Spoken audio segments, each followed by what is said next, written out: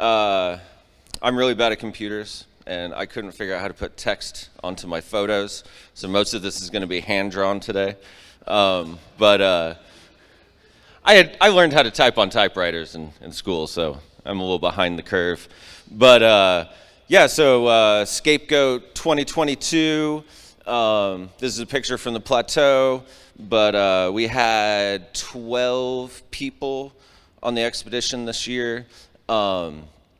And our plans were, we were pretty much done with Kathy's icebox. There was one last thing to look at before we were able to finally mark it off and then head over to the river gallery. That was the goal in this cave. So Scapegoat is 15 miles out into the Bob Marshall Wilderness on the southern side. Tears and Silvertip are more up on the northern side. So this is the very bottom of this incline, and we use the Mills horsepackers, mule skinners, since the 70s have been hauling people out to Scapegoat. And a side thing, they just bought Blacktail Ranch Cave or Blacktail Ranch with Blacktail Ranch Cave. So Blacktail Ranch Cave now has caver-friendly owners. So I don't know how the access to that cave might change in the future, but they just started that. I think last year they got the lease on that.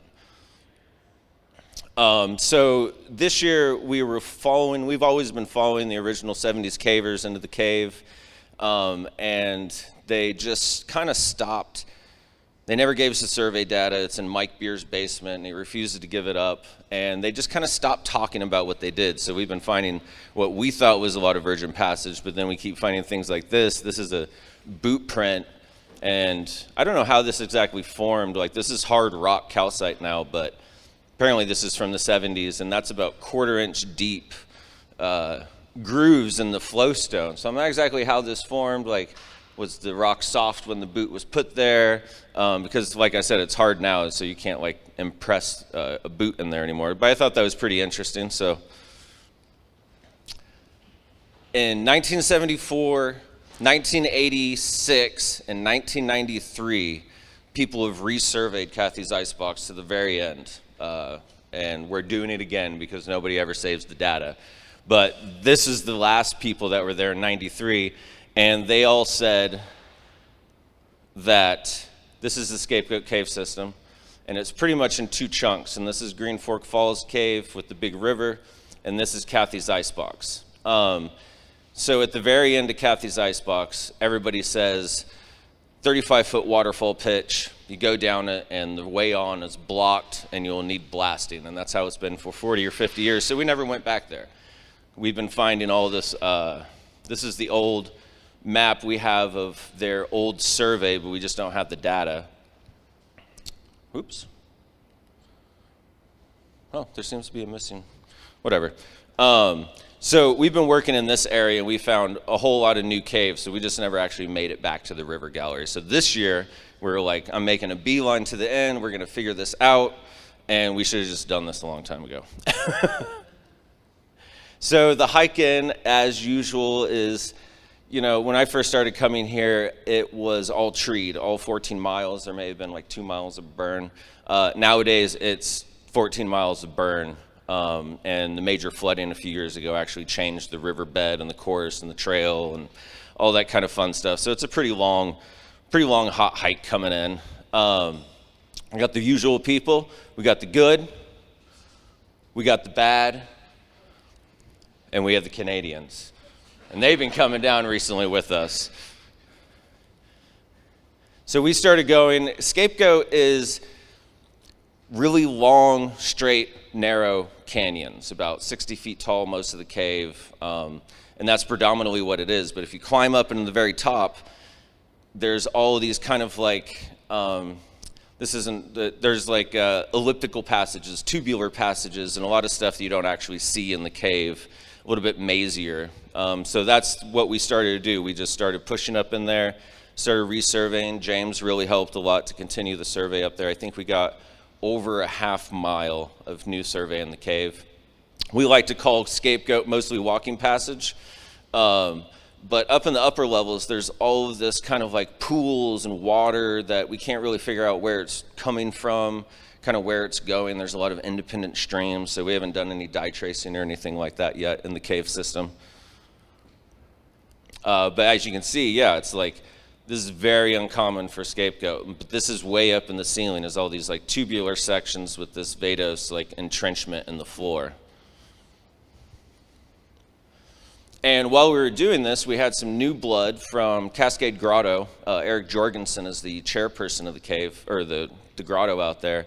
And this is on the opposite side of Green Fork Falls Cave. On the cirque is these huge walls, like 700-foot walls of cliffs.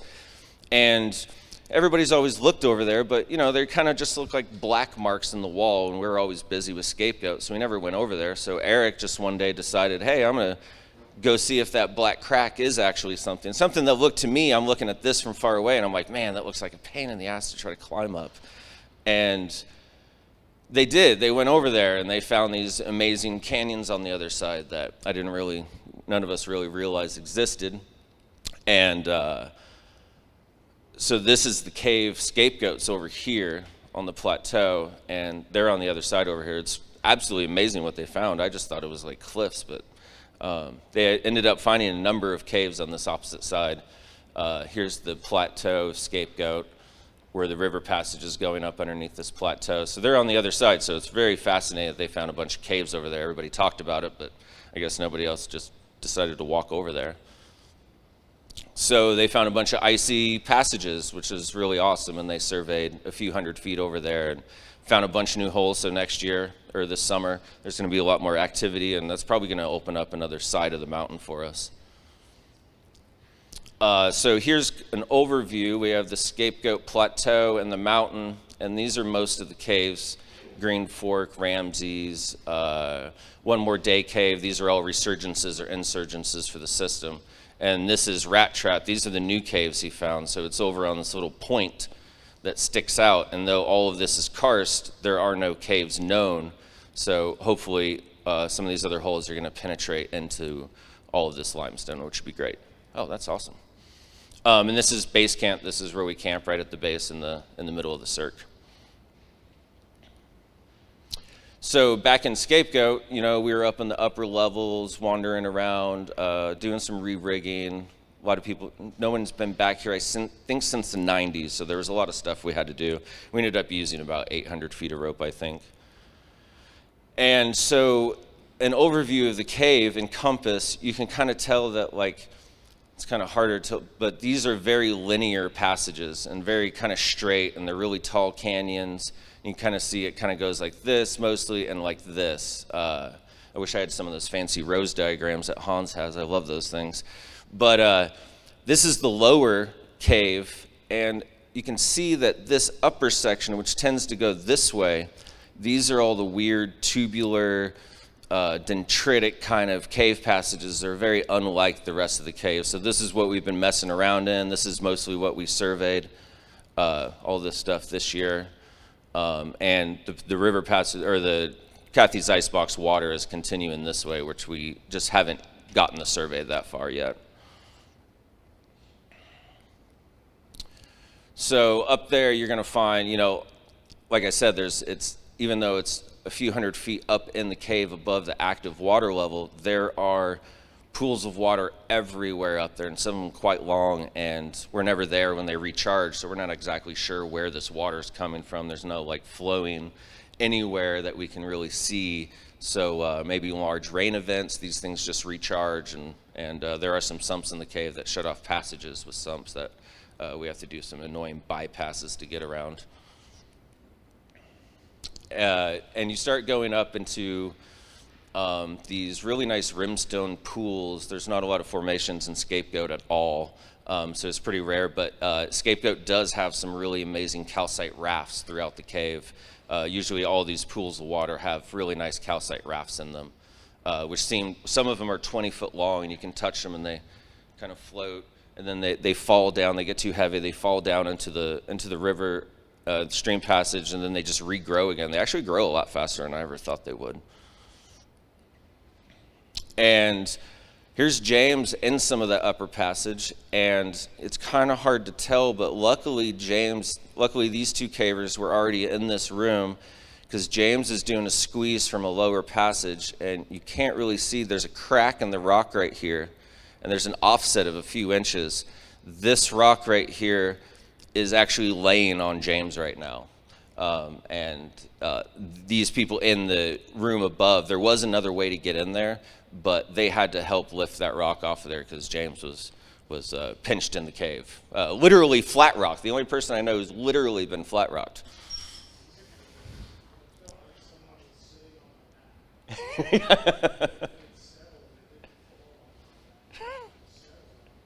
Right, really nice and like slow, like a hug from the mountain.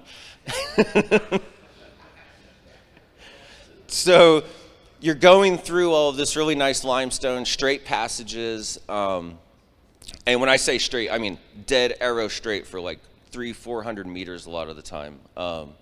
It's really fascinating. And you start getting right at the end of the cave, you start getting into these downtrending passages. And I'm not exactly sure when the limestone and the shale layers kind of like intercede, but I think there's some stuff going on with shale around in this area. There's a bunch of small little pools and stuff, and the cave really changes character. And this is called Davis Lake. One of the reasons we didn't really go past here a lot is because we always heard that Davis Lake was like this huge lake on the map. It's like this big pool of water, and we thought you'd swim across it or take a boat or like all these things. And so there's all these images of our minds of what this is, and all these old cavers told us about it. Well, this is it.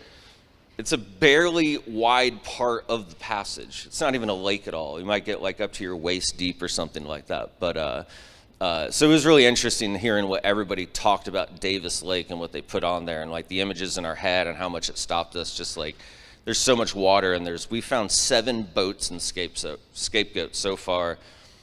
Inner tubes, actual boats, shoved up in the ceiling. So they were like using a lot of boats to go through a lot of this stuff. Nowadays we just walk through it.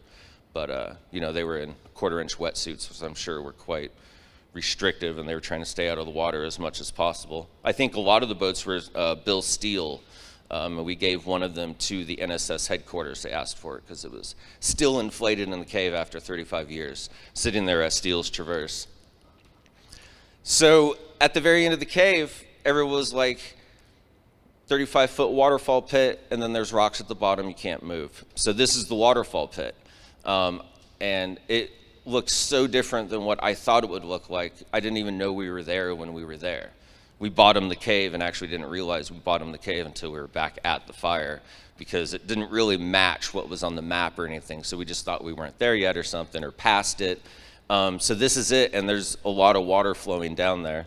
And it's only about 35 feet, but this right here, I think, might be the very beginning of this shale layer. And in Scapegoat, I realized that the shale layer pretty much controls all of the cave passages of all the caves on the wall. And this is why it suddenly gets extremely narrow in this one small section. And so you can see, here's the pit, and here's the water coming down. And I'm rigging up a rope, and Carl is up top, and we had me, Carl, Eric, and Bobby. And Bobby had this great idea, because only Eric and I had wetsuits, and Bobby had a great idea. If you go back in the passage, you get some mud.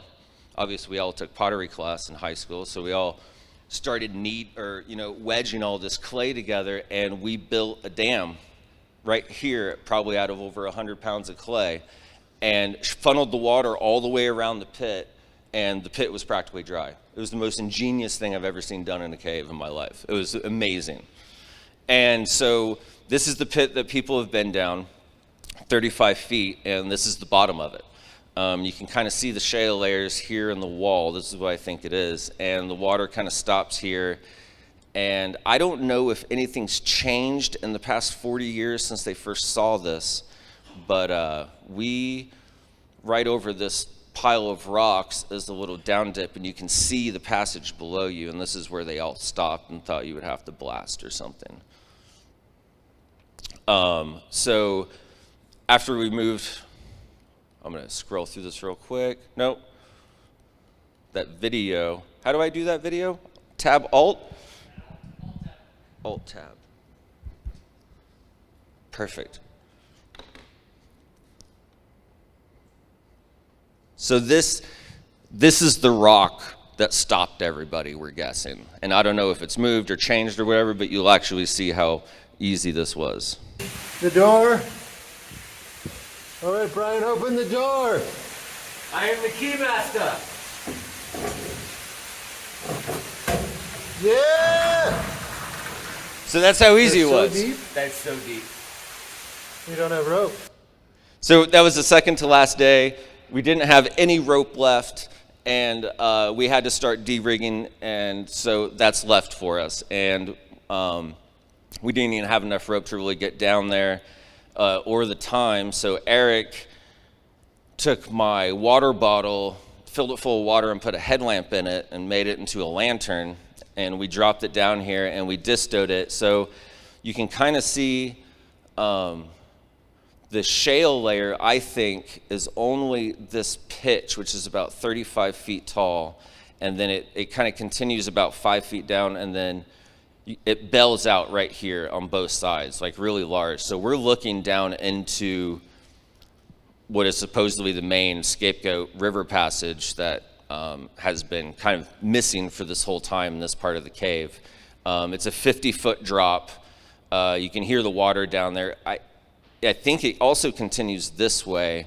And this rock right here, just for scale, is about 4 feet wide, 15, 20 feet long when we were surveying it from the top with the disto. So this passage is quite large down here. So we're really excited to finally be through this shale layer that a lot of people have always said might really stop Scapegoat from gaining any really significant depth.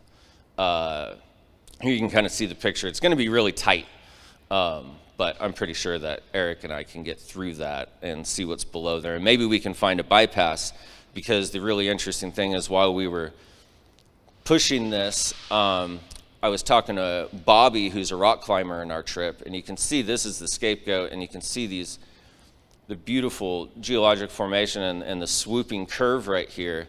All the cave we're going to is going underneath this mountain. We thought it was going to go this way, but it's heading over here, and the main river passage resurges right here at One More Day Cave.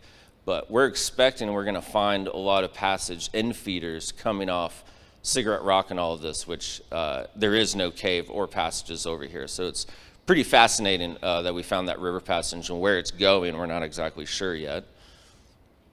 But Scapegoat, Silvertip, like Hans said, is in the Jefferson limestone way up here. Virgil, and I think Tears is in the Pagoda limestone, but I know Virgil is. And Scapegoat is in the Cambrian, the Dearborn, and I don't think the Damnation, but these are the two slate layers, and I'm not sure where we are, whether we just busted through this one or if we busted through this one into the Damnation. But everybody thinks One More Day Cave sits on top of the Gordon Shale, and that's where all the water comes out. So we're hoping that we're finally through this into some more massive limestone, and it'll just continue. And here's the shale layer you can see from the outside. And these are the caves, and every single cave is on top of this passage. So we have all this limestone now to start caving through, which is super exciting. And this is the other, we've done 3 dome climbs in the cave, and each one ends in a blind roof. So I don't know if we're confined by the shale layers, but we've never been able to penetrate up this way. This is Crab Butter, and one of these is Mad Max's Thunder Dome, the other one's Pagoda Dome, because it supposedly went into the Pagoda limestone above.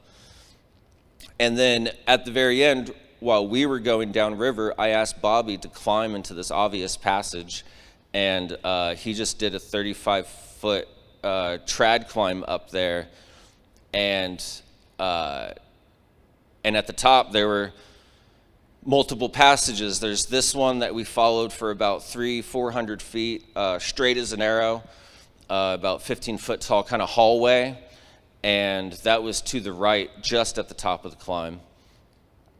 And then this one is, I don't really know how tall this is, and I can't really figure out how there's like this passage down here, but this is just at the other top of the climb. It's just 3 feet through the wall of what everybody's always been walking through. And so this is my little drawing of how we're going to rig this. Bobby's going to go over here and do some rebelays. But if you stand over here, you can see that it just continues it's about a 30, 40 foot tall passage that continues into the mountain. And then it looks like there's some sort of drop right here into some passage. So we have 3 new leads now going into the mountain right at the very end of the cave within like 50 feet of each other. So that's going to be really exciting next year to head back to.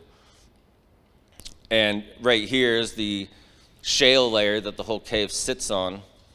And the really interesting thing is Potter's Pitch, where we use the clay and everything, and the waterfall drop have a combined 85 feet of distance, and the climb we did was about 30 feet up. But the river passage below and the climbs we found up above are following the same strike or canyon in the rock.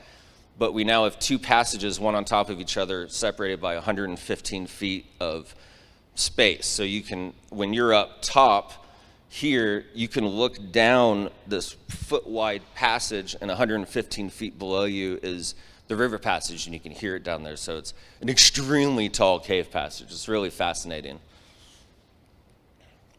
And this is at the end, so this is where the waterfall pitch and the river goes this way, and then these are the climbs at the top. The hallway goes this way right over the river gallery, 115 feet below you, and then the bigger passage goes this way along this strike, and it's going to pass this elbow right here and just continue this way into the mountain, which is really exciting. And since our last climb back here called Crab Butter didn't go, and we wasted a lot of time working on that, this climb actually worked, so we called it Other Butter. So that's going to be our main focus. Everybody's just going to come back here. We just have to finish the survey from right here all the way around here next year to finally catch up the scapegoat survey data to the very end of the cave, which is, it's been like 10 years. But this is the new survey, and this is all the new stuff we found in the cave that they didn't find in the 70s, and this is where the cave is now going. Obviously, I never thought it would go that way, so it's going to be really exciting to see. We're heading directly into the mountain, so there's going to be a lot of really great passage coming out, and this will be the most significant change to the map in 40 years. That hasn't really changed all that much. But another thing, one of the other things about Scapegoat is the mules drop your stuff right in camp, right at your tent. So we get to have a little bit more luxuries than a lot of people at some of these other camps doesn't have. And so we've just started using the cave as our larder, and this is our anti-rat trap thing. But Bobby and us, we've been bringing in a lot of nice fresh food, so we also have some friendly cooking competitions here at our campfire, and this is to entice people to come. We make breakfast biscuits. We got steak and green beans and we have pizza. We're making lots of pizza dough out there. We're bringing yeast, and in the morning you just make the dough, you throw it in the bear bag, and when you come back in the evening you have pizza dough ready to go, and we just throw it on the fire. And so yeah, we've been having pizza parties, which is pretty amazing for being out in the middle of the woods.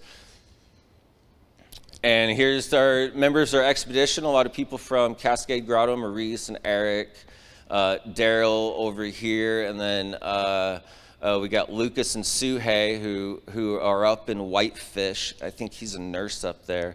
And then a lot of our NRMG faces, and then our Canadian, our sleeper cell Canadian group in here. But yeah, so this is our crew, and we'll be heading back next year. We're going to be there August 26th through September 9th. Yeah, I'm going to start sending a lot more emails out. We just got the mules, and we still have some spots left. So yeah, we'll see what goes on. Thank you very much.